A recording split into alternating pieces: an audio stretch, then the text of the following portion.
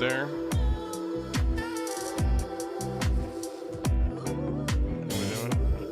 Get the show started here in a couple of minutes. Thank you for being here. Truly appreciate it. Oh, there we go. Hello, UFO John Doe. I'm sorry that the YouTube alerts don't work. It's really been difficult with the software I'm using. What am I using again? Restream. I'm using Restream, and starting shows has been an absolute nightmare with that software. So I'm sorry you're not getting alerts. I really am. I would say check out my Twitter, because I always post when I'm going to go live, the times I'm going to go live, so apologies. Dana Shadell, perfect timing. Thank you for being here. The Social Dig with Rob G. What's good, Lou? What's good, Rob G? Anonymous Rex, listening while I work. All right, awesome, man. I'm glad I could get you through a couple hours of work. Yiddish Boom, good lord, it's torture having to see a nude Latino Burt Reynolds. I think that is pure gold. So, yeah, if you can't handle that, I'm sorry. Lord Ludacris, thank you for being here. Tim Fricks, howdy do. Shelton Lattimore, evening Lou. Lou is later than disclosure. Evening. Lou is later than disclosure. Indeed. I appreciate the understanding. Thank you, Dr. Strangelove. I agree with Ross. Steven Greenstreet is acting like a spoiled brat who reposts the same content over and over and over again. Well, I think the same can be said for Ross Coulthart, but we'll get into it here shortly. Let's go ahead. Do this here a little bit. There we go. And then I can do this. Hello, everyone. Welcome. How are you doing on this wonderful Tuesday evening? I started the show at the exact same time that Steve Cambion starts his, so that was an accident. So if you're watching this on replay, thanks for being here. If you're not catching us live because you're over there, totally understandable. So yeah, I got to figure out a time. I think, man, later than this is kind of tough during the weekdays. Earlier than this is sometimes doable, depending on the day. But I don't know. We'll figure it out. So we got a lot to talk about today, guys. I'm sure you saw some Twitter posts that I had earlier today. There's been a lot of interesting stuff that's happened in a short time. We finally got a response from Jeremy Corbell and George Knapp. It's only been 3 months now, 3.5 months since it's officially been asked by Eric Weinstein on Twitter. It was actually, technically speaking, 5 months since it was mentioned on the Joe Rogan podcast. So it's almost been half a year to finally get an answer on Bob Lazar being called into Congress. Was it worth the wait? We'll get into it. Before we do, of course, if this is your first time here, like, share, subscribe, tell everybody about the show. We truly appreciate it. If you've done all of those things and you care to spend a little bit of your hard-earned money on this show and helping produce it, we've got a Patreon link in the description below. You guys already know all about that. So if you'd like to, awesome. Thank you very much. All right. With that said, let's get started, shall we? Whoa, my YouTube. All right, there we go. So here we go, guys. So let me go to my bookmarks. We got a lot of stuff to talk about. Pretty much everything in my bookmarks. So the first things first. Let's go with this tweet from Dean Johnson. And if you guys don't know, if you guys... Oh, sorry. Let me go ahead and turn... let's kill the music. Let me turn this audio up because I was listening to this in the car and the audio that always comes through this screen is a little lower than my mic. So I hope to fix that for you guys out there in audio land before I start putting this out on a podcast officially. Okay, so if you're new to the whole UFO discussion, there is a gentleman by the name of D. Dean Johnson. Now, D. Dean Johnson has been a researcher in the UAP field for a long, long time. This guy is old school. He's a killer researcher. He is the most reliable source when it comes to explaining new legislation that is passed down the floor regarding UAP. And he's also probably, I'd say, the leading voice when it comes to Jeremy Corbell, George Knapp, and Bob Lazar, and the constant 30-year, 40-year now grift that they've been parading around the world. And 3.5 months ago, I had put a challenge out there, and that video has aged like a fine wine. If you haven't watched it, check out my videos. It's an edited video where we ask 2 questions. Number 1, why is Bob Lazar not screaming at the top of his lungs to be called into Congress along with Jeremy Corbell and George Knapp? And we should petition Bob Lazar to get into Congress. And the second, more realistic goal that we had in that video was to pressure a conversation between Eric Weinstein and Bob Lazar on the Joe Rogan podcast. So that was the 2 initiatives of that video. The second has still yet to be answered, but we finally got an answer on the first. And as to why George Knapp and Jeremy Corbell haven't been, again, screaming and advocating at the top of their lungs to all of their great connections to lawmakers and all of their great connections to, people within the industry and different platforms. We just watched a video the other day of George Knapp saying he saw element 115, saying he saw an experiment run with element 115. Bob Lazar keeps a piece of element 115 in a lead casing. And again, if you don't know what element 115, it's the supposed fuel for these UFOs that have been recovered at Area 51 in S4 in an off facility. Bob Lazar's never been prosecuted for stealing government property. He's never been arrested for leaking the most classified information the planet could possibly have, or the American government could possibly have. He's never been in trouble. He's never been ostracized or not have been allowed to do whatever he wants to do. If there's one thing about Bob Lazar is nobody tells Bob Lazar what to do. Okay, he pleaded guilty to running a brothel and secretly filming clients and bribing them.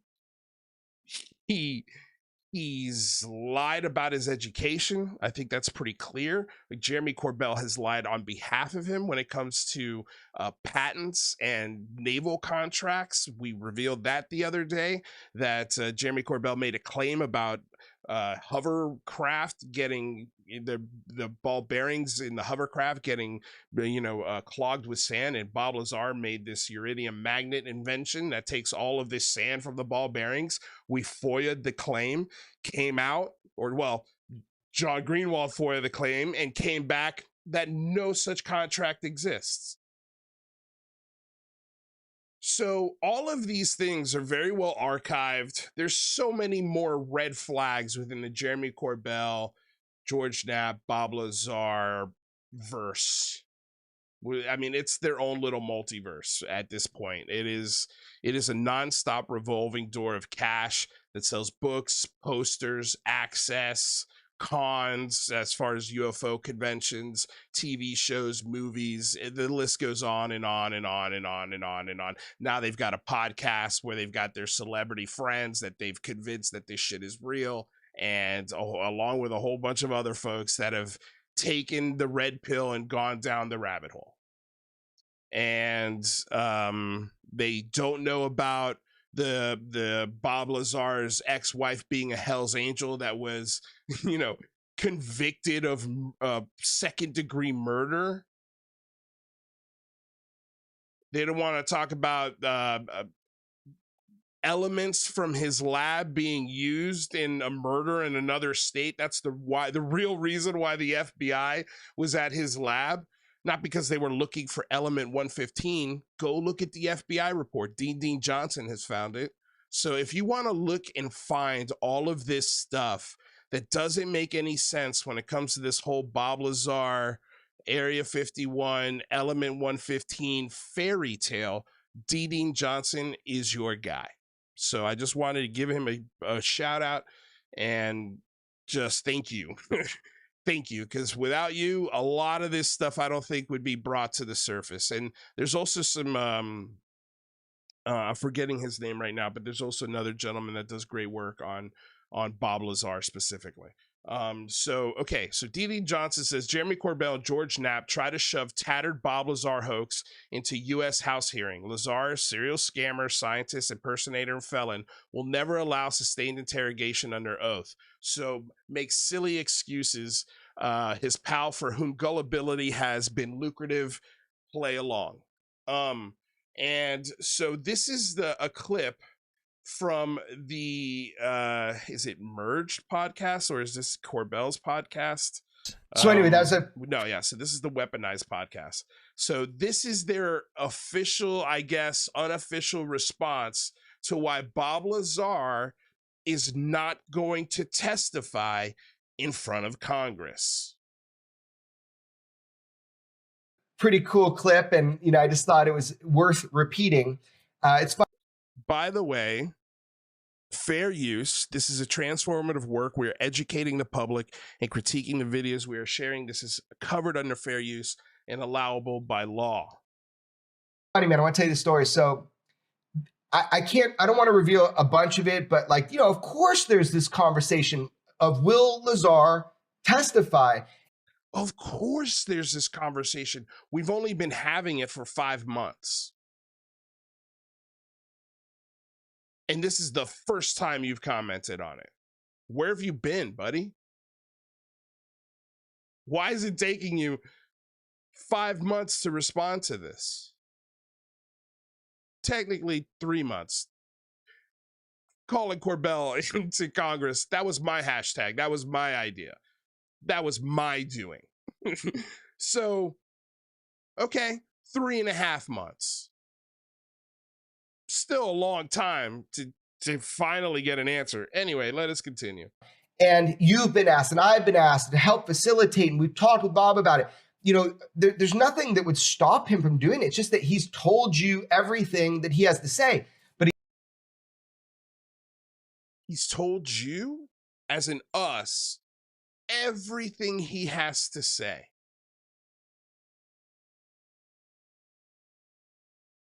But he's never said it in front of a congressional committee.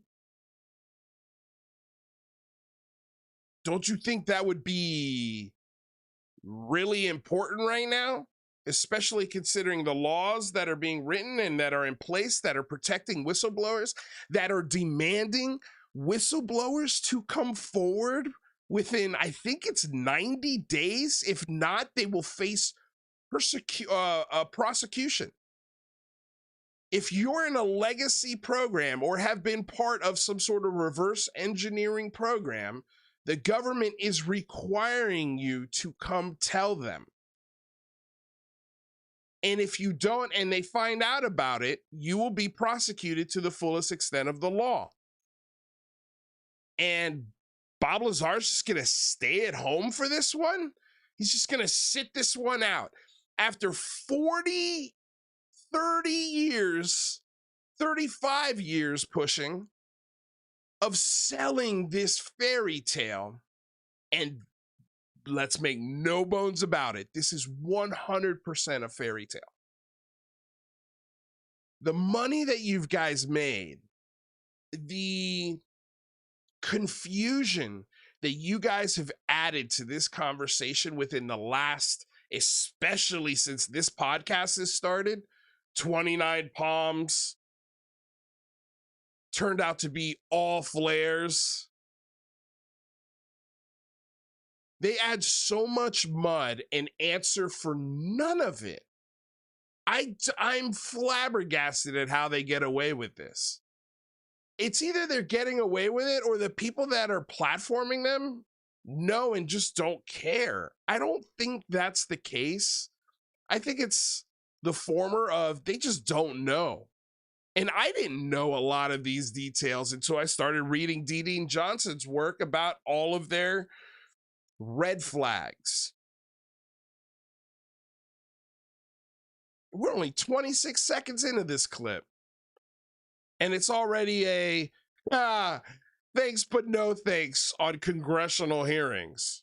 But he did say the funniest shit the other day. So what happened was, what'd he say? I'm on video on FaceTime with Commander Fravor and just kind of walking him through kind of what's FaceTime on Commander Fravor. Name drop much? going on with hearings, why it's important, what the steps would be, who's holding it. And I go, look, man, it's just going to be. Listen to this part right here. He's talking about the hearings that are coming up on the 26th. Look, man, he's already downplaying expectations. This is just going to be a couple people, man. And we're going to get to some of the evidence that I think is going to be brought up in this hearing, because we just had one of the congressmen that is heading up this, Paulina Luna. I can't remember her first name, but she just put some evidence on the table and took a picture of it and posted it on Twitter. We're going to take a look at that evidence and what they're going to be probably talking about at this 26th hearing. And I'm going to call it right now. It's going to be a National Press Club kind of event where nobody comes and they have a bunch of kooks that we've already heard from and evidence that we've already seen, and it's not going to be anything new, and there's not going to be any revelations, and there's not going to be any classified information that's revealed. It's going to be the same bad information pushed by Jeremy Corbell and George Knapp. I know this because I'm going to show you the pictures here in a second as soon as we're done with this clip. This hearing is setting up to be a complete clown show. You've got two congressmen who sit on 0 security committees to get any sort of reliable, classified information out in this hearing. And these guys are propping it up like it's the next coming of Christ. And in a way, at the same time, also managing expectations for their real friends behind the scenes. It's gross, man. Going to be a handful, very small handful of people. Very small handful of people have kind of a direct experience, you know, and also I want a small handful of people that have a direct experience. I wonder who that's going to be. I wonder who that's going to be. You guys to kind of shine that, you know, I don't think we're going to have Lazar come up this time. I think that there's too much stigma. And he like stopped me. He stopped me in his tracks. And he goes, why? And I thought this story was supposed to be the funniest shit you've ever heard. He goes, get Bob on the phone. Get Bob on the phone. So we patched in Bob right into the FaceTime. And man, Fravor was like, everything you said, man, everything you said. He goes, and I work in a really special job, and I can't tell you what it is, but I'll tell you everything you said, man. And it was just so cool. What does that mean? What does that mean? Everything you said, man. Everything you said, man. What is he talking about? Cool to see that interaction. Bob's reaction was, man, everything you said. And he goes, get Bob on the phone. Get Bob on the phone. So we patched in Bob right into the FaceTime. And man, Fravor was like, everything you said, man, everything you said. He goes, and I work in a really special job, and I can't tell you what it is, but I'll tell you everything you said, man. And it was just so cool to see that interaction. Bob's reaction was hilarious because it was kind of like a soft pitch, you know, at the last minute. Hey, man, what do you think about coming to DC to testify? And he was basically like, off the cuff, why would I help them find missing money when those assholes tried to ruin my life? Why would I help them find missing money when those assholes tried to ruin my life? How did the government try to ruin Bob Lazar's life? Can you tell us? Can you give us examples? Can you show us? Can you give us dates on when those things happened? I'd love to know. And if you're going to pull school records, that ain't going to fly. We need a little more than that. We need a little more than that. Because if anything, the lack of school records shows that his education is fake and that he's lying about it. Because you can't erase yearbooks. What happened to all the yearbooks? Did they erase you from all the pictures in there too? It's the dumbest response to not come and testify before the world of the biggest secret that you have proof of. So you're gatekeeping. So you guys are gatekeeping and you're laughing about it. They're laughing in your face about it. If you believe him, he's laughing in your face right now. Again, George Knapp has seen the element 115. Bob Lazar has element 115. They've said it. And they're not going to come to Congress because you don't want to help them find money?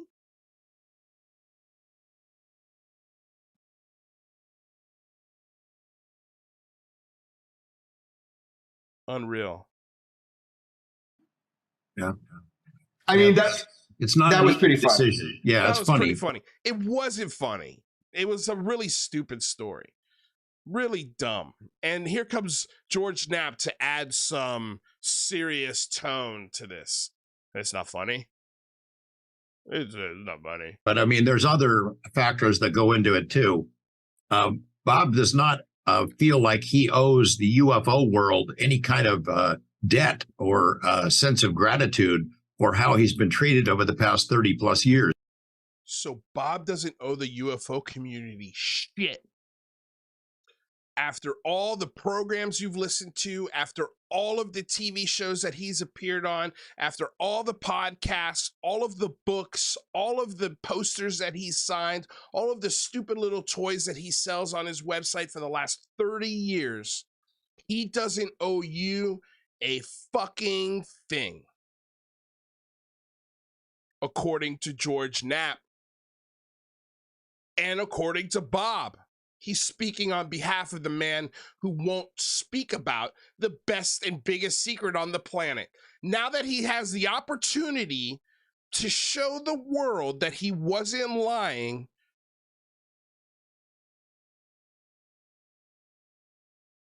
he falls short. He doesn't want to come. He doesn't owe you anything. With all due respect, fuck you. You owe this community everything. Everything. Everything. The amount of people that have emptied their checkbooks and savings account to come see you speak or buy your book or join the Coast to Coast AM secret fan club or pay for private dinners with you at UFO cons so you can condescendingly answer real questions to real reporters?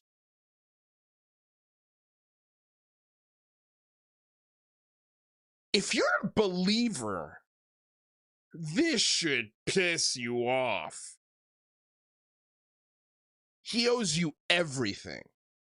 All three of these guys owe you everything. Because they've been promising you everything for 30 years.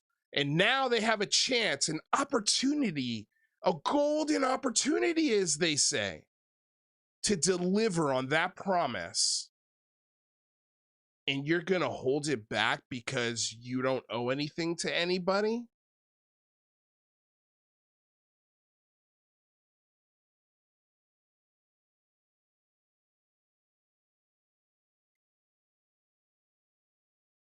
You suck. You guys suck. Years. I know. I think he gave at the office. It's like what the saying used to be. He told his story before there were whistleblower protections, and he got dumped. on for it. And he got dumped on. He should have been fucking arrested. He should have been put in a cell where nobody ever heard of him ever again. If it's true. You're not going to catch me with this sob story. He got dumped on?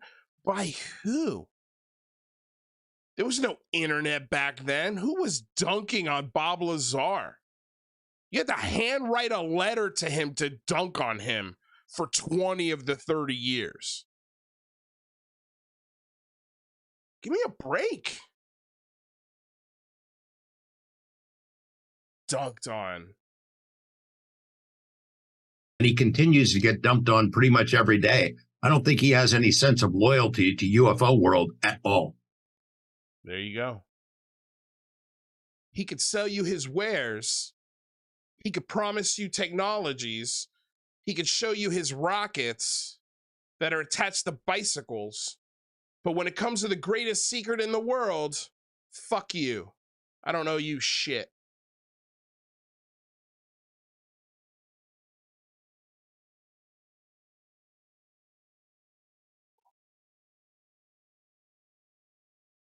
And if I seem angry, it's because I bought this shit for so long. I was a sucker to this stuff. I was hypnotized to the axis for a little bit.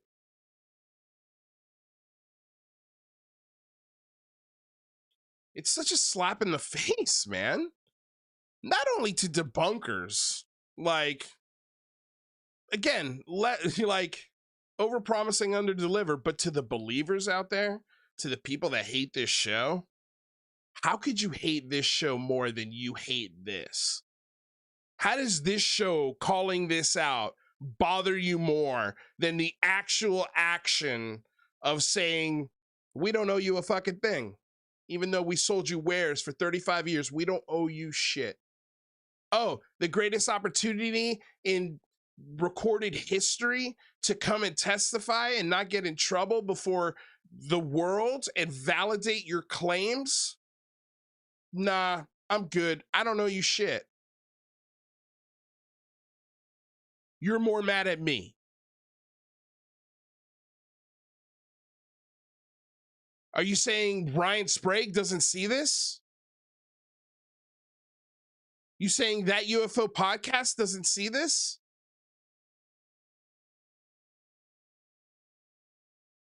You saying Stand for Better doesn't see this? Matt Ford doesn't see this? None of you guys see this.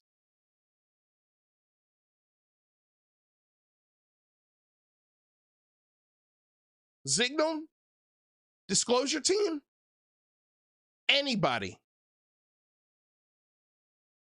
Any one of you guys, other than Danny Silva dipping his toe and criticizing this stuff. I will not specifically Corbell. He still hasn't criticized Corbell and Knapp. He won't go there. Still love you, Danny, but I notice you won't go there. This is gatekeeping. This is the exact same thing that you got angry at Ross Coulthart for. Now Jeremy Corbell and George Knapp are doing it. Where's your anger? Where's the rage?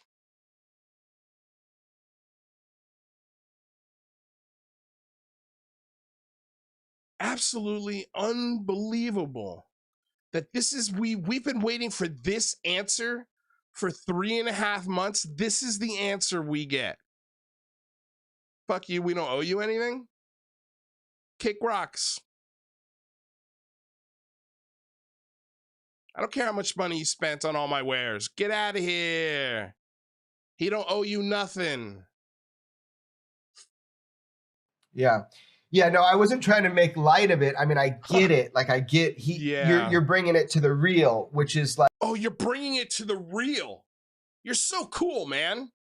You're so cool. Oh, your little phrases. You're bringing it to the real. Man, how cool of you. Dude.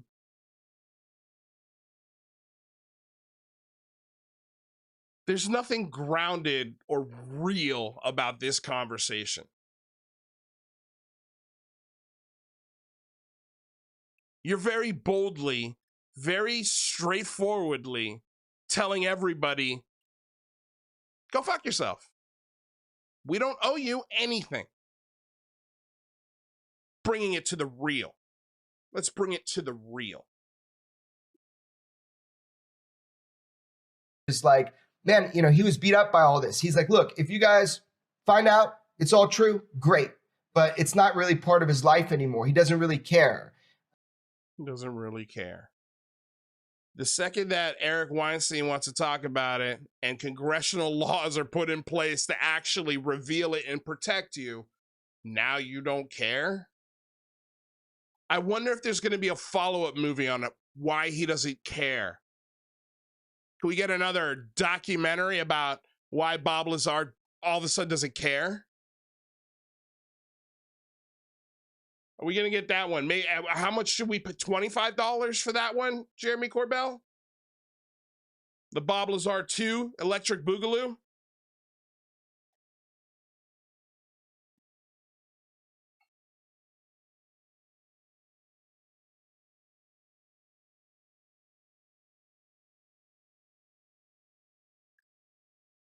I think I'm a little saucy today because of something that somebody sent me. We'll go over that in a minute.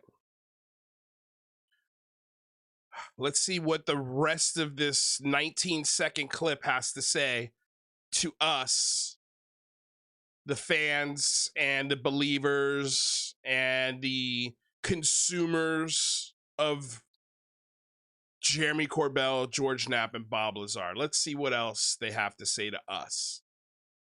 I know that's hard for people to hear. There's got to be something in him that, you know, likes it when punches are thrown. You know, it's cool conversations he has with people like Commander Fravor. But yeah, he's just, I think he's past it. But, you know, George, I'm an optimist. You never know. I think having your story told again, if you can give the account in different settings, it touches people in different ways to come to conclusion on what you're saying. Well, we'll see. We'll also see if I'm able to get to Washington. They don't give a shit. They don't care. Like, they don't care. They don't like you guys out there. They don't like you.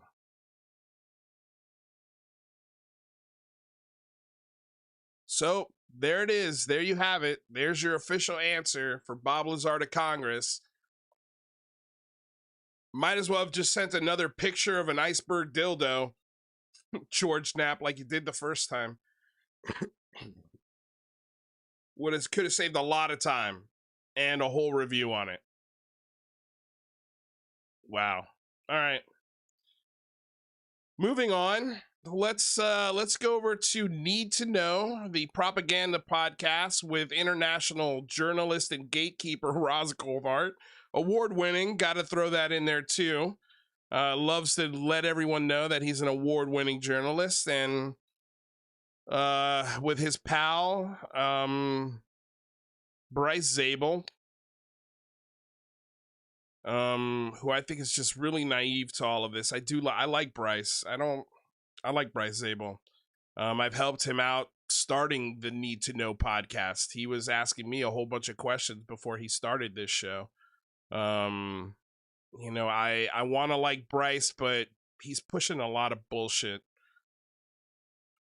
Anyway, so this is Roz Coulthart complaining again about bleeding or bloody or bleeping debunkers. You know, it's like he's the one sitting on the greatest secret on the planet Earth.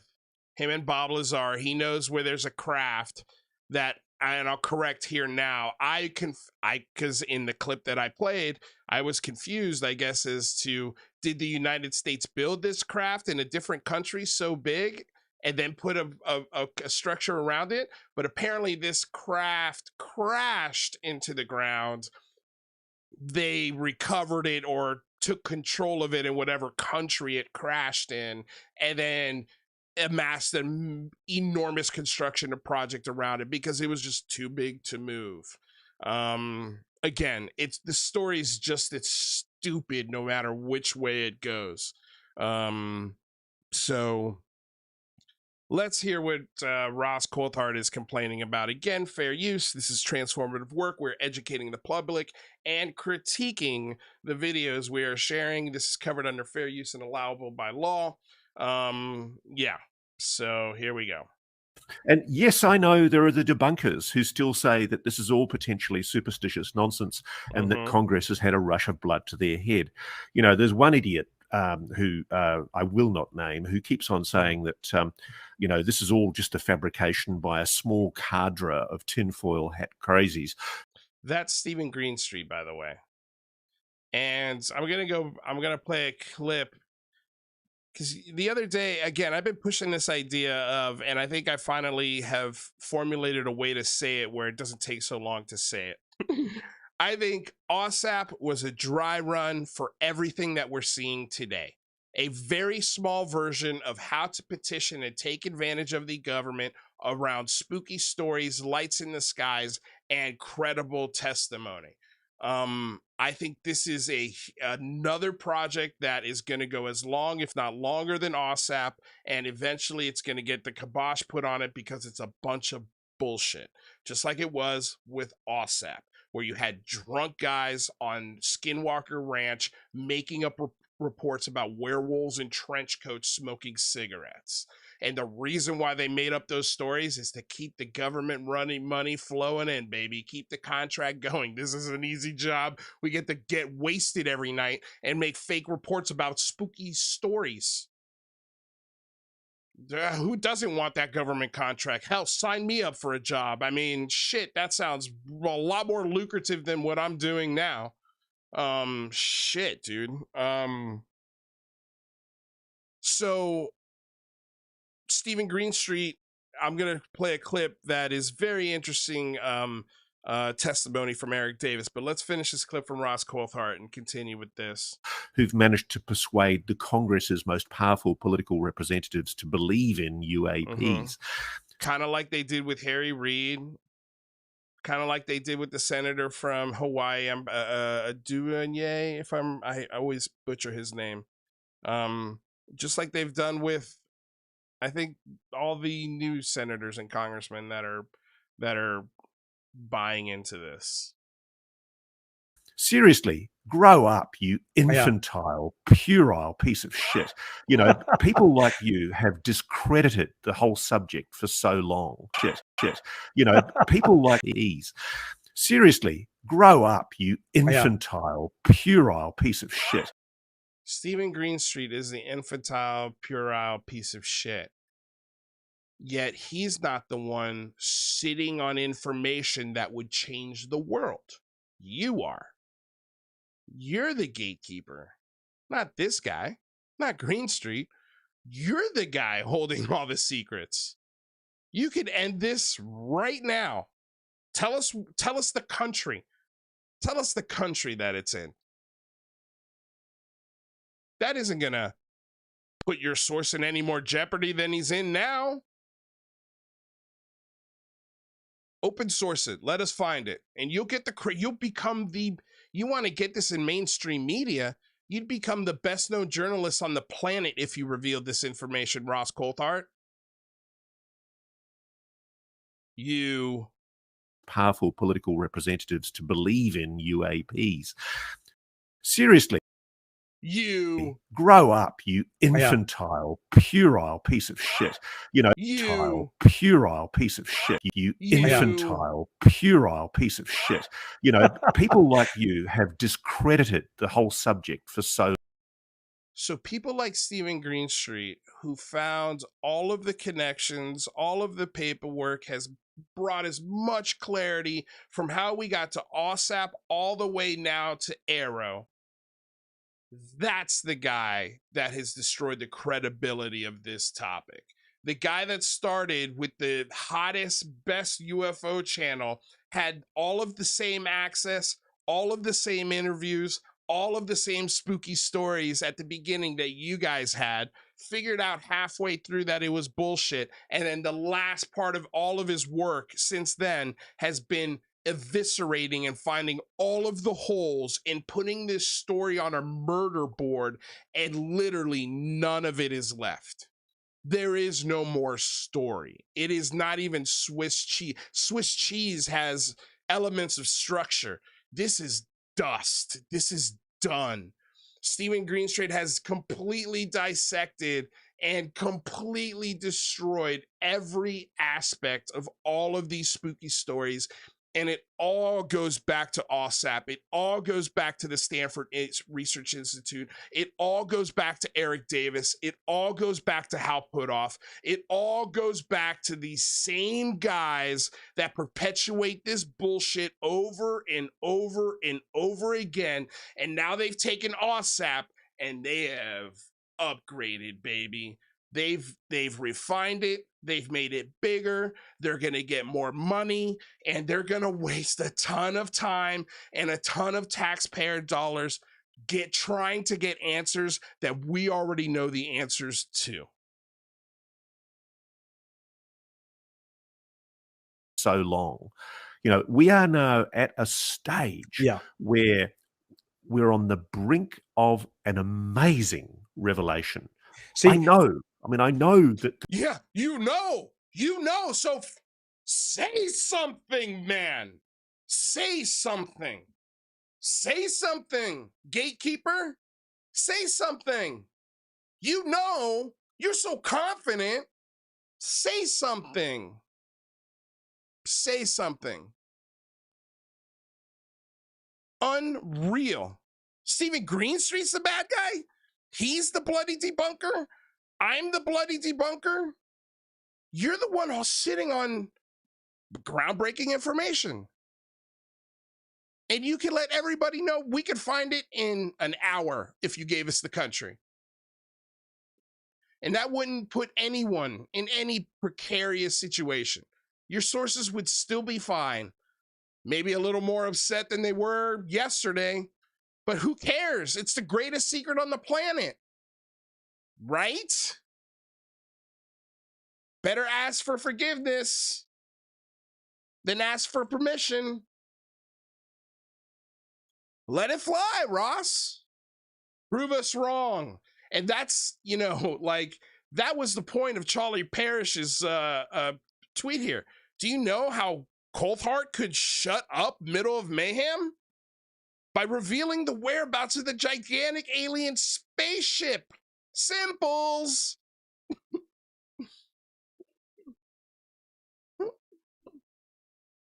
Like, it's simple. This guy, the gatekeeper, and we're the bad guy. That things are coming, that people need to know. And that's why we called our show. And that's why they called their show Need to Know. Like, share, subscribe. I meant to this channel, where we're going to give it to you straight and call out this grift. You're not going to get it a lot of other places, except for maybe Cambion. Definitely Cambion. We're two different shows, but hey, he's been right on a lot of this stuff.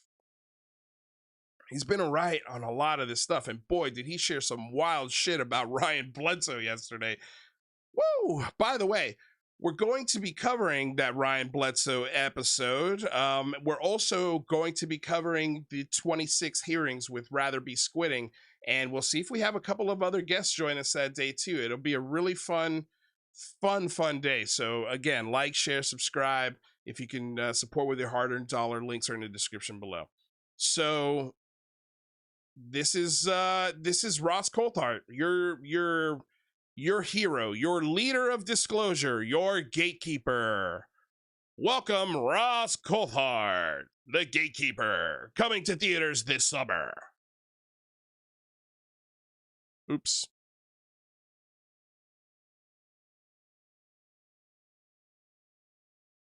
Oh man, thanks, Steve Boz. All right, let's go back to bookmarks, shall we? Okay, so because YouTube is weird, I'm not going to show the tweet that I sent out today. I'm just going to read it.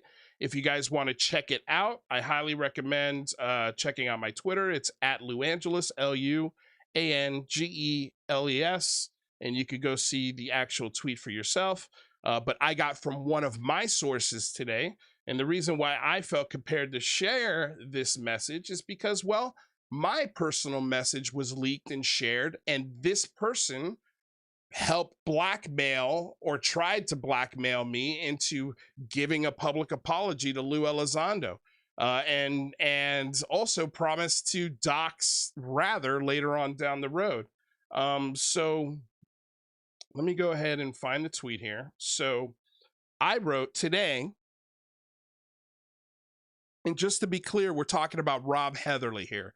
Rob Heatherly, former host of Disclosure Tonight with the worst human being on the planet. God, I don't know, man. It's a running. We need to make a Mount Rushmore of most disgusting people in UFO Twitter. I think King Milkfart and definitely Thomas Fessler would be the first two up there. There's no doubt in my mind. And then UAP Mike. Boy, I guess we're doing Rushmore now, huh? We might as well round it off with number 4. UFO Joe Mergio. All right. And that could be switched out with a few people. We could rotate that one. Okay, so I wrote today, remember when Lue Elizondo gave my private message to Rob Heatherly? He and Richard Butt then tried to blackmail an apology from me. Here's the message from Rob Heatherly sent to an unnamed person admitting to helping someone with doxing. Who are you helping, Rob? Or is the comma wrong? So I got from one of my sources a message to someone. And in this message, there's not a lot of detail given other than the very last part, which is really interesting. So the whole message says, and it's actually, the whole thing is interesting. Nothing I've shared is privileged information, rather only sensitive if made public. But for my own protection, in case something happens to me, someone on the outside, you, has some idea where to direct others to start investigating the truth. So who's he scared of there? Who is Rob Heatherly afraid that's going to come possibly kill him because of the information he knows? Who's he getting that information from? I wonder who's messing with his head. Or is he right? Man, be interesting. Okay, so then he continues. I doubt anything will happen to me, but remains to be seen if these three will get through this intact. Helping watch for threats, doxing is partly what I help them with. Interesting. Who are you helping dox? And who is them? Who's them? Who are you helping get personal information on people to put out in public? And who does that information go to? Rob Heatherly? Do you own apology? Did I get the comma wrong this time? Did I get the comma wrong, Rob Heatherly? Maybe this doesn't mean what I think it means because the comma's in the wrong place. Because boy, did we get a lot of shit from this guy when Commagate happened. And again, this was the person who was leaking private parts of the message on Twitter before the message was made public. And behind the scenes, they were using that leverage to try and get me to publicly apologize. Because that's all they just needed me to say, I'm sorry once. So then they could aggregate it and say, he already apologized. Now he's going back. You see, he's a liar. No. No. No. You're the doxer. Now we have proof of it. You've admitted it in messages to other people.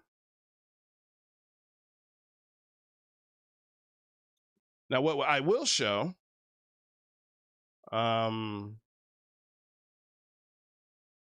hold on. Let me find it here first, because when I posted this, believe it was Lady Vimana, if I'm not mistaken, who posted a picture of something very interesting that Rob threatened Rather with last year when this whole thing went down. I'll just go ahead and find it. Sorry. There it is right there. Okay,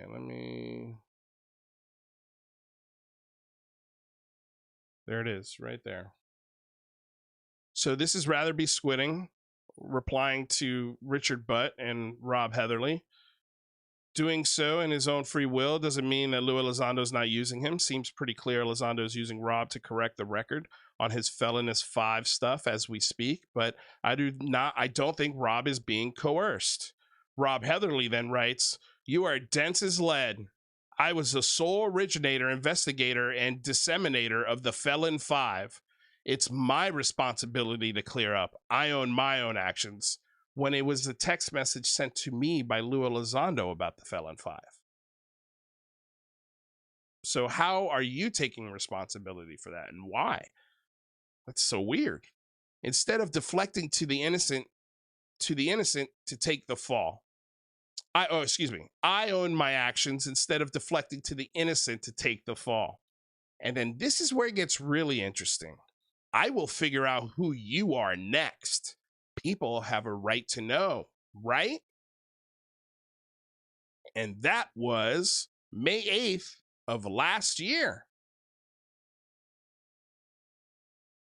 So this is Rob Heatherly threatening my co-host and friend that he's going to dox him. And here we are, just 2 weeks ago, Rather got doxxed. Was it Rob Heatherly that gave that information? Who did he give it to? How did it get to Zignal? How many hands did he go through before it got to him? Or did Zignal find this information on himself and decided to put it out there? A lot of questions.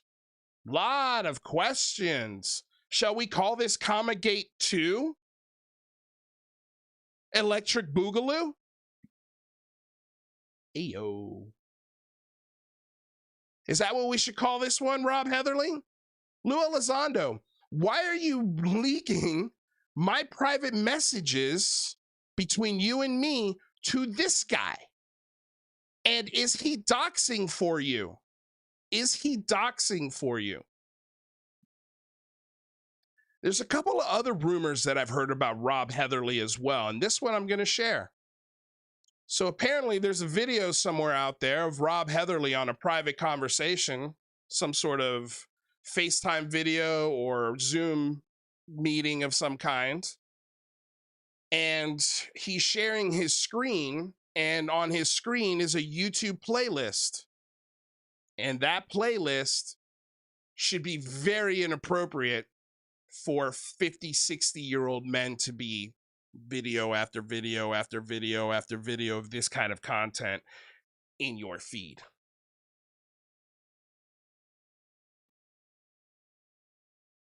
Can't get specific about what it is, but I think maybe you guys have a hint out there. And it seems to be very prevalent in the UFO community, this very heinous, disgusting sickness, we'll call it.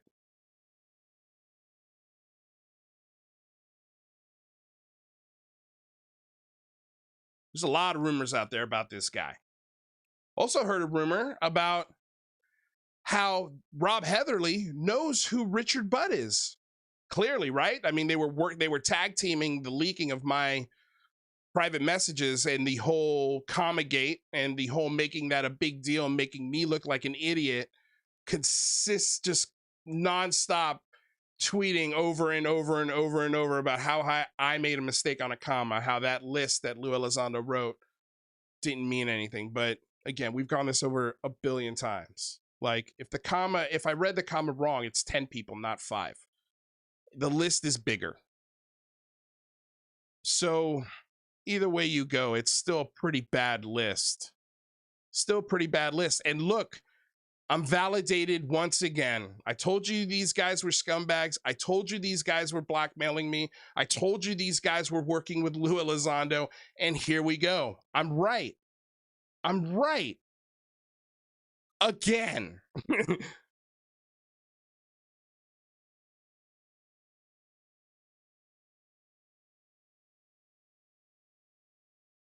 There's rumors out there as to who Richard Butt is. A lot of people think it's Cahill.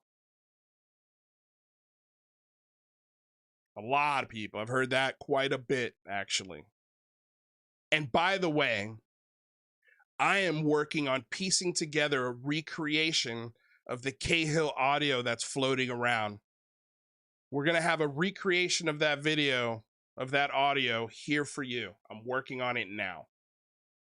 Working with some AI, leaning on some folks that are going to help me with it. We're going to try and recreate for you that audio as best we can, so you guys can get an idea of how a sort of appalling it is, and how, well, just strange it is. And there are many, many things about that recording. So we're working on that. Stay tuned. Like, share, and subscribe. We're going to be talking about a lot of interesting things on this channel. I mean, you guys have attacked and degraded and harassed and been racist and misogynist and crying wolf, and it's coming. All that stuff is coming. I don't think it'll ever end. Every single, Danny Silva actually made this point. He's right. Every single subculture has this element of it. You know, these extreme elements of it. So it'll never go away, but yeah. This is just crazy. This is crazy. And if everybody could go ask Rob Heatherly to answer the question, who is he doxing for? Because he had a real big slam dunk on Mick West today that meant absolutely nothing. You know, he's taking his laps. Everybody's loving Rob Heatherly today. Well, can somebody please ask him why he's doxing people, and ask him who he's doxing people for? And who is he sending that information to? And why does he feel he has the right to do stuff like that? A lot of interesting questions, I think. Okay, moving along. Let's see here. Okay, so this was the audio that I wanted to play for you guys at Steven Greenstreet. And again, like, this whole dry run of OSAP is what we're seeing legislatively speaking today, just on a much bigger, it's just been scaled up. OSAP has been scaled up. It's had 14 different versions now. We've gotten the Arrow. Now it's about to be scaled up again into the new NDAA. I think it's going to be scaled up even more next year. I think we're going to keep getting congressional hearings with no to little information in it. And I think it's going to be the exact same thing as OSAP. And by the time it's all said and done, too late. Everybody's gotten their money and the contractors are long gone. But listen to this. This is Eric Davis, who never lies. We've heard it multiple times. This man is incapable of lying. Listen to what he tells you straight up. So poltergeist phenomenon is always attached to UFO encounters. Poltergeist phenomenon is always attached to UFO encounters. 100% of the time, because I didn't see any werewolves with trench coats when I saw what I saw. I didn't see any ghosts. Nothing followed me home. Interesting. It is something that's not very well understood or recognized by many in ufology, and even the really good scientific UFO groups that have existed since the 70s and 80s. What really good scientific UFO groups have existed since the 70s and 80s? Name me one. Because if you're going to go MUFON, no, next. Who else? Okay. Keep going. 80s, even ignored it. They just threw it out of any of their field investigations and case studies. I wonder why they threw it out of their investigation fields and case studies. I wonder why they threw it out, Eric Davis. Not UFO. They just threw it out of any of their field investigations and case studies because it did not fit the model of what they believed UFOs to be. Smoking, werewolves in trench coats. Yeah, it doesn't fit in anyone's field investigation. Dino beavers does not fit into anyone's field investigation. UFOs to be, and that is extraterrestrials from another planet. And unfortunately, that's not. Why is that unfortunate? Why is that unfortunate that that's not true? The truth is every time you have UFOs, you're going to have poltergeist associated with them. And I personally experienced it. This is the guy that is informing people like David Grush, Lue Elizondo, Christopher Mellon. They all come back to this guy, the guy who's incapable of lying. And don't be shocked if this is one of the faces that you see in congressional hearings. Every time I came home from my field trips to the Utah ranch, and I brought that poltergeist phenomenon home. It makes a lot of people uncomfortable. I mean, the Pentagon killed the study in part because they worried it would be on the front page of the New York. And also, it was getting zero results. And drunk guys at the Skinwalker Ranch were faking reports to convince the owner of the ranch that this was real so the government contract could keep going. Because there was every night, and the owner of the ranch encouraged them to make up reports. It was a grift. The New York Times, and it was, and in part because they thought they'd be embarrassed, and some of. Why would they be embarrassed about drunk guys making up UFO reports, Dino Beaver reports, and werewolves standing up, smoking cigarettes in trench coats? Why would they be embarrassed about that, George Knapp? Here we are again, George Knapp's greedy little sausage fingers. He's got OSAP covered. He's got Lazar covered. I mean, he's in the perfect state to cover all of this spooky stuff. He's got all the access to all the weirdos that were part of Scientology. And I mean, let's face it, Eric Davis is pretty much unknown in the physics field. He doesn't write any papers. He doesn't add anything to the field. He doesn't do anything. He just shares spooky stories and works on government contracts. That's all he does. Some of them thought it was demonic and weird and freaky, and so they killed it. But you think that study should be revived, right? Yes. We would like to have that revived, and we hope that in the future that there's funding coming forth from Congress to revive it so that we can bring the contractors like us back into the fold and start working on this stuff. Let's listen to that again. Again, Steven Greenstreet posted this. He said this in January 24th of 2018. This is a few months right after the big New York Times bombshell. 2 months, not even. And this phenomenon is always, they're already setting up. We would like to have OSAP revived, and we hope that in the future that the funding coming forth from Congress to revive it. This has been the plan since 2018 to upscale OSAP. It's right here, man, so that we can bring the contractors like us back into the fold and start working on this stuff. The stuff that was being made up by drunk guards at the ranch. And every time I went to the ranch, spooky stuff happened too. And I wrote it down and we got more dollars for it. And then we'd study it and couldn't find any answers. And then experience spooky stuff again and then get more money and then investigate it and find nothing. Darn it. And then spooky thing happens again and it comes home with me and I can't measure or record it. Give me more money. It's just not working. Man, I wonder if, have we tried more money? Are you guys getting it now? This is not, I don't even think this is PSYOP anymore. Like, this is just a bunch of guys wanting to get a new government contract that's going to bump up their pension and their retirement savings. And this is a never-ending funding hole. And that's what they're trying to do.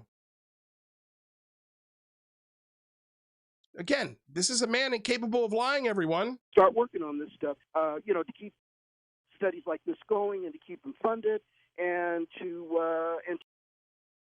to keep the bureaucracy hands off the program so that we can function freely and be able to do what we need to do. Thank you, UFO John Doe. G. Aussies. Aliens living with us since before dinosaurs. Alien visitation coming by 2027 with disclosure coming. Strike Force agents ready to expose the UFOs and aliens at aerospace companies. What a time to be alive.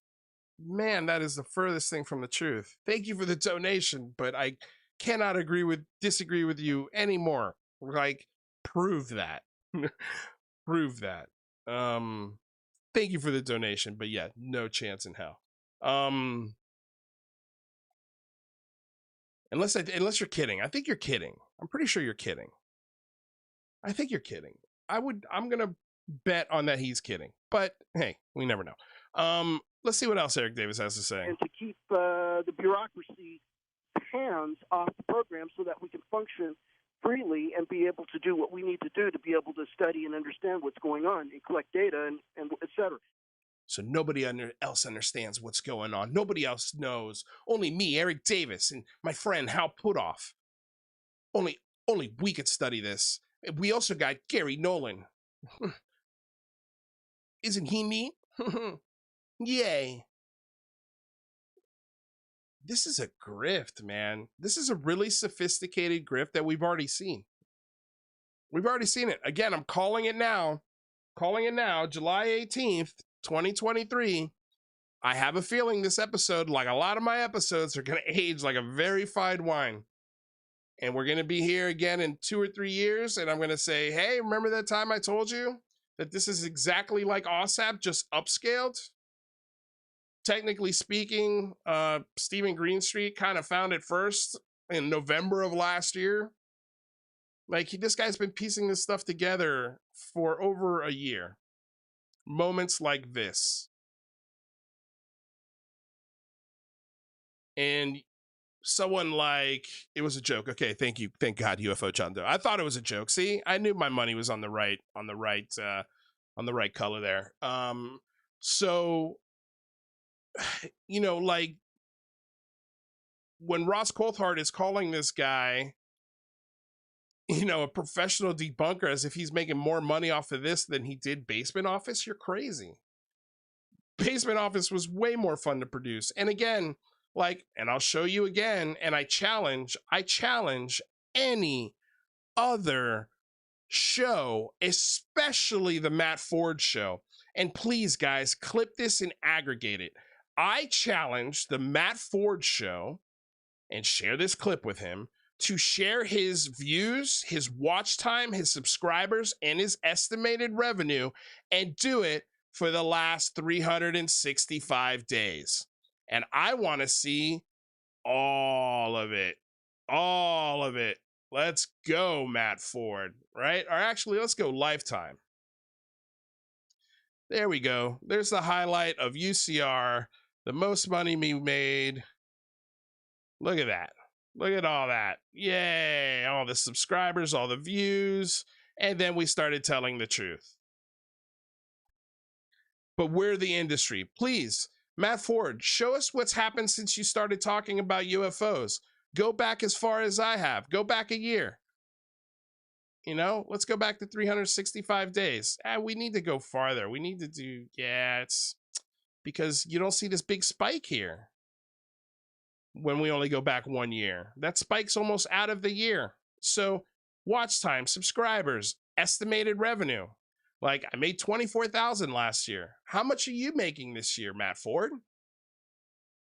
Can you show us that talking about this is not a industry? Can you show us? Can you be transparent and show us your numbers, Matt Ford? The Good Trouble Show? I'll be here waiting. I mean, I've already put this challenge out a couple weeks ago, but I've got no problem showing my stats. None at all. Show yours. Let's go. Let's go, big boy. I mean, I've asked already that UFO podcast and Ryan Sprague and all these other channels to show how much money they make off of their channels and Patreons and book sales and art that they sell. All I want to see is the Patreon and the YouTube numbers, personally. I think that would be more than enough to prove that you guys are the industry.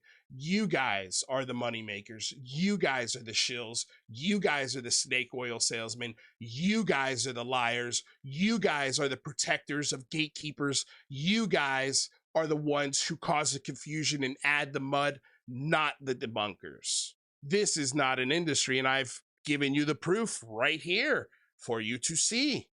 I'm not afraid to show this. Challenge your favorite show to do the same. I dare them. Anyone to show us what you're making. I'd love to see Kurt Jibunkel's numbers and correlate those jumping numbers to when he started talking about UFOs and having UFO guests on. It's a big bump, man. It's a big bump, and all of you are riding it. Snorting it, rolling down it, driving over it, whatever you do with bumps, you're having a great old time. And then you're turning around and calling the debunkers an industry and in it for the clicks and the super chats and the money, when that could be the furthest thing from the truth. Lucy Day, thank you so much for the donation. I love this channel. It's Sanity Central here on the topic. Keep up the great work. Thank you so damn much. Thank you. And if you can't do that, no sweat. Just like, share, subscribe to the show. Everything's free here. Everything is free here. Always has been. There's never been a paywall on this channel. Never. There's never been a paywall on this channel. I have a feeling every other channel out there has a paywall. Maybe one's coming soon for Matt Ford. Huh? You get that paywall yet? You've reached that level yet, Matt Ford? He's the channel I really want to see the numbers on, because he's the loudest voice about people like me being an industry and being a debunker. Well, here I've shown you, this is the industry. This is the debunking. Okay, this is from October 2022, $1.18. And just the month before, I was doing 69, let's see, 28, 750. I mean, where is the big number here? You know, we were doing shit, man. Look at this. $281 one day. What's this one? $734 one day. Like, we were cooking, baby. We were cooking. And then we told the truth. And then now we're not. So who's the industry? Anyway, let's go back to our bookmarks. All right, let's see here. What else do I have to share here with you guys? Not gonna talk about that. Let's see here. Okay, let's finish on this. So Mick West just tweeted out before the show started, and God bless Mick West.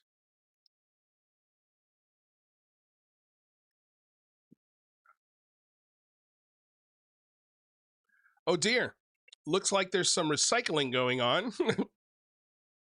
What the heck is going on? I thought this was supposed to be a hearing about an illegal secret access program for recovering crashed alien craft and bodies, not a rehashing of the usually blurry blobs in Boca. And so this is Anna Paulina Luna, who will be holding the hearing along with Tim Burchett, two people who, again, sit on no committees or subcommittees that have access to classified information about UAP. They're just two really ultra right-wing Republicans that love guns, Jesus, and zero rights for women's bodies. And they decided they want to hold a UFO hearing because, God damn it, they need to know the truth, even though they have no access to get it. And we also heard earlier today that from Jeremy Corbell's mouth, this is going to be a small hearing, intimate hearing with people who've had experiences. So just manage your expectations. I have a feeling this is going to be more hilarious than it is serious. James Craig, thank you for the donation. The truth hurts, but it must be told. I really appreciate the donation. Thank you so much. So here we go. So this is the picture that she puts out. Here we have UAP sighting off the coast of Jacksonville, Florida. We've got the gimbal, which we've established already. There's incomplete information and data on the gimbal to determine 100% what we're looking at. There's missing data on this footage, but this is what we're propping up. Okay. This is Jimmy Carter talking on a telephone, and wow, awesome. These are the three lights taken, I believe, in Wisconsin in the 60s or 50s, near a nuclear facility, if I'm not mistaken. You know, these are old photos, man. This is the Batman balloon that was released by the debrief and debunked quickly, and I fought for months against, because I thought this was no way a party balloon. It turns out that's probably what it is. So all of this old information was shitty stuff. This is what we have in store for this hearing.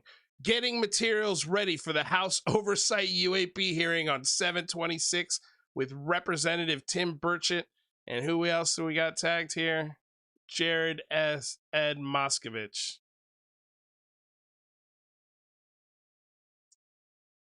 These are all Florida congressmen. Jesus, man, the craziest state in the union. I could say that. I used to live there. This is what you guys are going to get prepared for. I hope you're ready for this. Look at this. This is the best. UAP sighting over Oceana. Here's Steven Greenstreet. He found the balloon and he took a picture of it from the same distance. And look at that. It's exactly the same, man. He did this last year.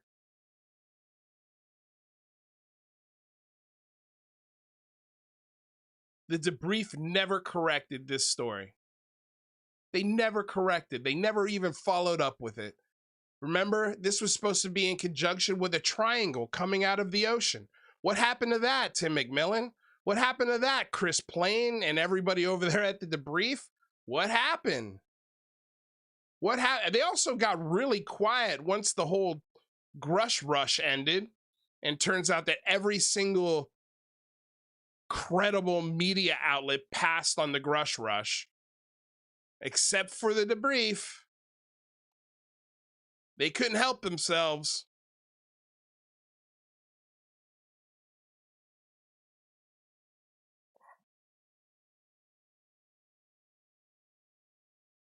Unbelievable. This is what we're gonna get, guys. What the hell is that? Jesus.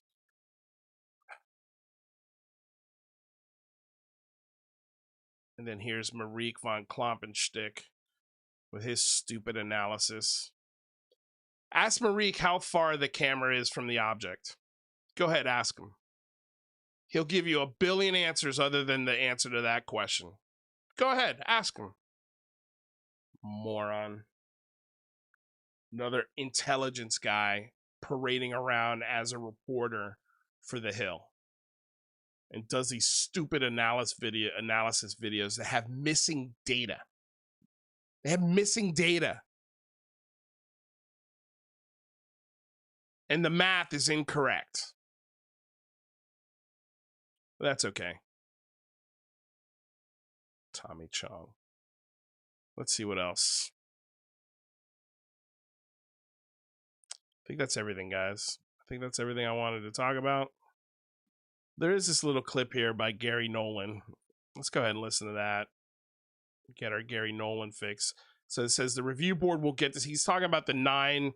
If this gets to a point where the president of the United States picks 9 people, Gary Nolan already knows the power of the 9. He already knows all the details. It just got written, but Gary Nolan knows all the details already. Gee, I wonder who's going to be picked to be on this gang of 9. I wonder. And this is really fascinating, the whole eminent domain, but linked into this is if there are actual materials, objects, frankly, bodies, this is in the documentation, so it's not like I'm raising it. There's biological material. That's a nice way of saying bodies. That's a nice way of saying bodies. The confidence in which he speaks about this. He's so confident there's bodies. So confident. Until you actually ask him the question.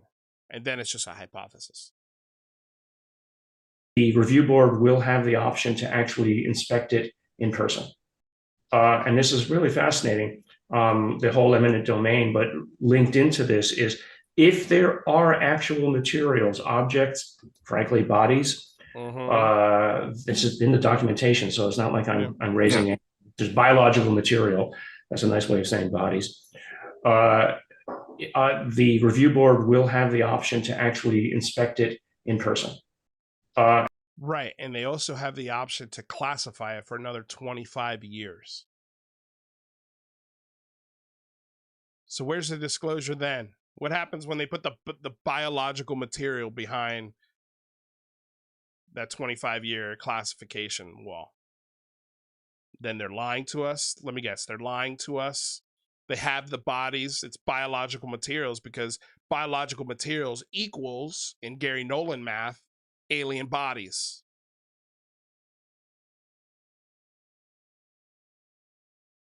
Gary Nolan math, biological materials equals alien bodies. That's a hell of a math equation there, my friend. I mean, I know I'm not the mathematician, but you know. All right, let's listen to do we want to listen to this? Just the way that Jeremy Corbell pushes these conversations that he thinks serve his argument. This is one of the coolest discussion from two badass fighter pilots regarding the UAP puzzle.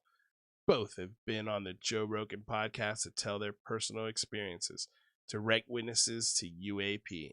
It's just great to see Commander David Fravor talk to Lieutenant Ryan Graves.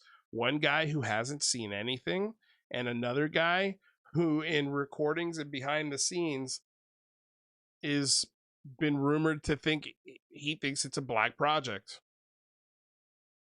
And whose testimony is really wildly different from his co-pilot. And also, no other pilots have yet to come out from this incident. There should be at least 2 other pilots. If not, maybe even up to 4 other pilots. Maybe 6, depending on how big the squad was. 2-person plane. So for every plane, there's 2 people. Where are the other witnesses to this story? It's been since 2017. Where's the backup? Where's the backup? Like, where are your brothers in arms that are there to back you up because they don't want you to look foolish out here all by yourself? Where are they at? Man, I cannot wait to recreate this Sean Cahill recording for you guys. Oh, man. It absolutely destroys the whole mirage of the Fravor incident, and it destroys the mirage that is Sean Cahill. The way you hear him speak, the discontent drips off of his tongue toward David Fravor. He did not, he straight up says it. Nobody liked the guy. Nobody liked David Fravor. That's according to Sean Cahill.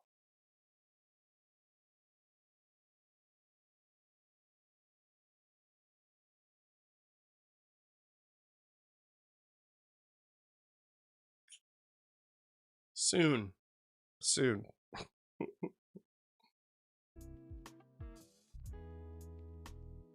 Man, what a fun show. I enjoyed today's show. Even though it was a lot of grifting and a lot of bullshit, I think my breakdowns are getting better. and I'm starting to find a really good flow with this show. As good a flow as we had with the UCR. It took us about 8 or 9 months to really find a flow again. Things got knocked off the path, but I think we can officially say we're back, baby. We're back. And the shows are getting bigger.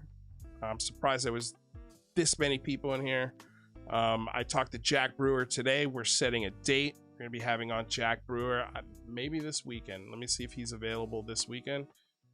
Because man, I would love to talk to that guy. So many questions I have for Jack Brewer, and he's just a wealth of knowledge, and has been calling out this bunk for over a decade.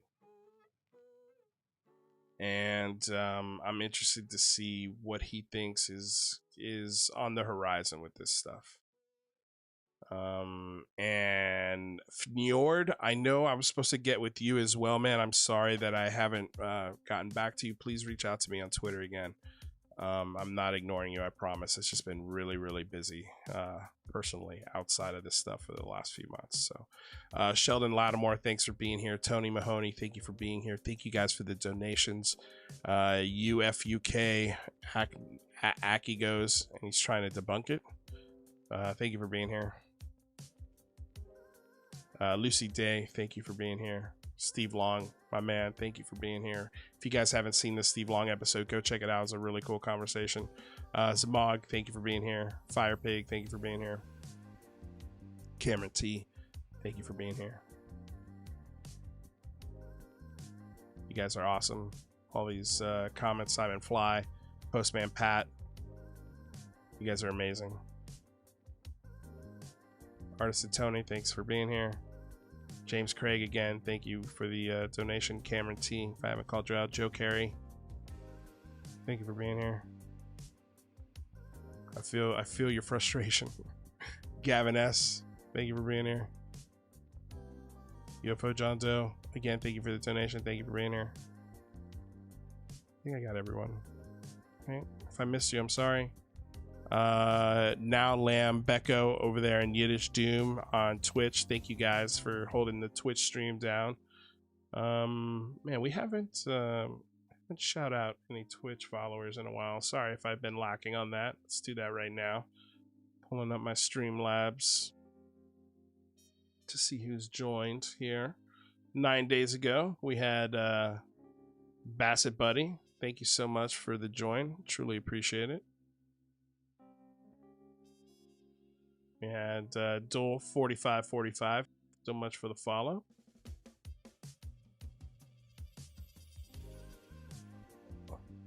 My other left hand, thank you so much. Followed a month ago, appreciate it. And Soy Dios XD, thank you so much for the follow. Oh, you guys joined a month ago, and I don't think I shouted you out, so thank you so much. I appreciate it. And yeah, every time you guys, if you sign up through Twitch, and man, nobody's giving me a donation on Twitch, but I tell you, the graphic that comes up when somebody gives me a donation on Twitch is really funny. So one day we'll get to see that. I can't connect it to YouTube, I'm sorry. Let's see here. Oh yes, hats off to the super moderator Sparky. Thank you, Sparky, for being a moderator. Tina Tomaszewski, if she's not here, she usually is. Thank you for being a moderator as well. Solar Marshall, thank you. I think it was a good show. It was fun. And yeah, guys, feel free to clip any of these things and make them into clips that are shareable and get people to know about the show. Screen record them, you know, especially little moments that you guys enjoy that you think are great little moments that could help change the conversation on the social, you know, platforms. Do it, go for it. And you guys have my permission to do whatever you want with my shows. Like I said, everything's free, so enjoy. Other than that, you guys, thank you so damn much for being here. It was a lot of fun.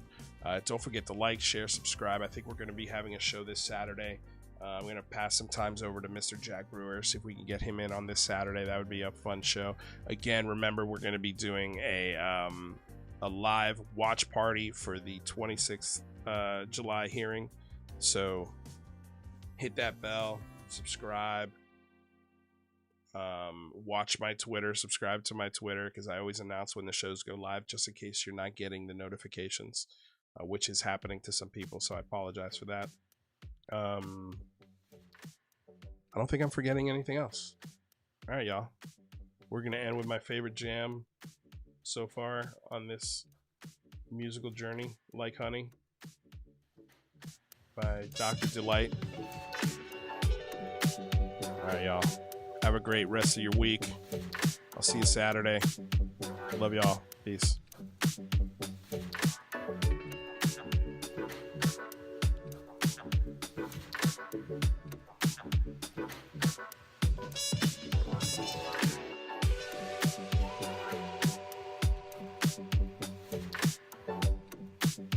Yeah, I think you're right, Lucy. Yeah, just no time, man. No time.